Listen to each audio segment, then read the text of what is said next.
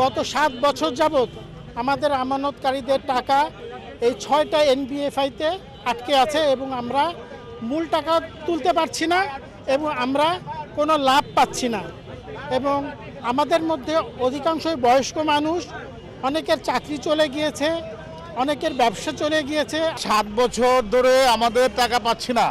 বাংলাদেশ ব্যাংকের সমর্থিত লিজিং কোম্পানিতে আমরা টাকা রাখছি। আমাদের কারো পেনশনের টাকা, কারো পৈতৃক সম্পত্তি বেচা টাকা, এসব টাকা আমরা আমাদের সংসার চালানোর জন্য এখানে সঞ্চয় করছি। এখন বাংলাদেশ ব্যাংক আমাদের টাকা মেরে দিয়ে বিভিন্ন কোম্পানির লোকেরা টাকা মেরে দিছে। আমরা এখন অনাহারে, অতি কষ্টে, অসুখ বিসুখ, ছেলে মেয়ের বিয়ে দিতে পারতেছি না। আমরা খুব জর্জরিত অবস্থায় আছি।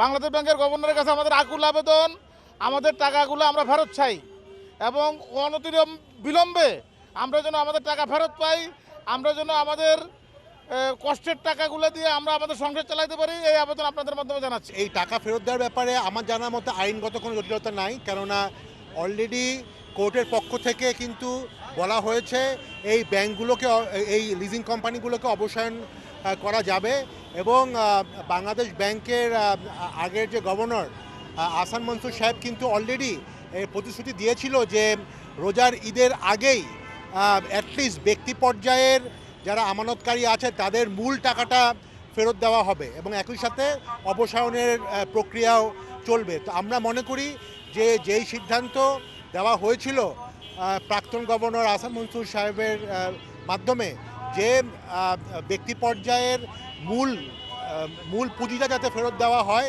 সেটা আসলে আমরা দেখেছি যে এই নির্বাচনের পরে এবং নতুন গভর্নর আসার পরে হঠাৎ করে সেই সিদ্ধান্তটা স্থগিত হয়ে গেছে।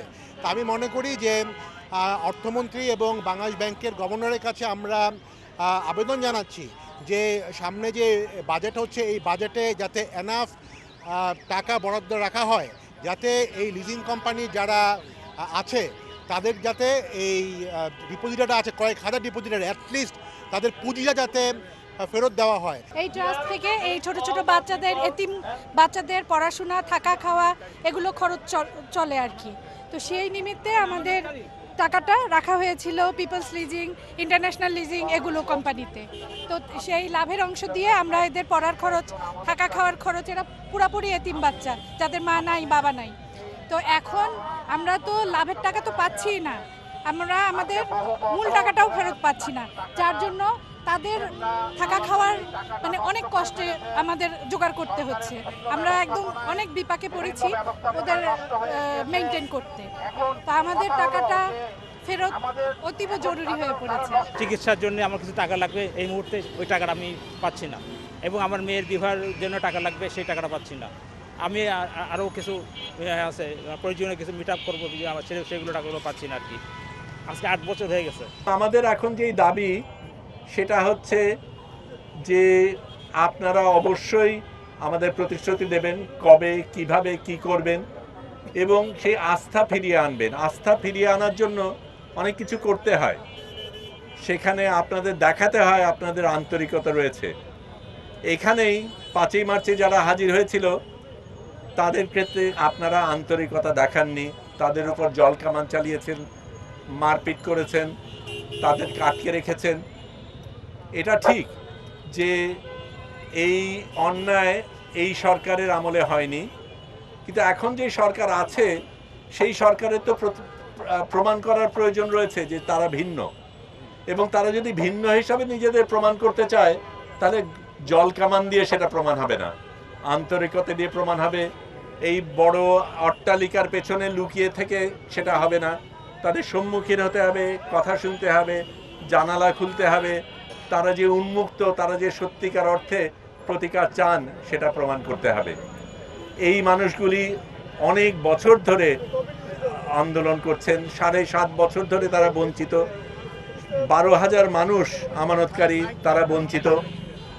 কিন্তু এটা শুধু সংখ্যা দিয়ে বুঝলে হবে না, মানুষের জীবন নিয়ে বুঝতে হবে, তাদের আশা আকাঙ্ক্ষা এবং স্বপ্ন। নতুন বাংলাদেশে আমরা এসেছি, আমরা নতুন স্বপ্ন দেখতে চাই, আপনারা আমাদের নতুন আশা দেবেন সেটা আশা করি।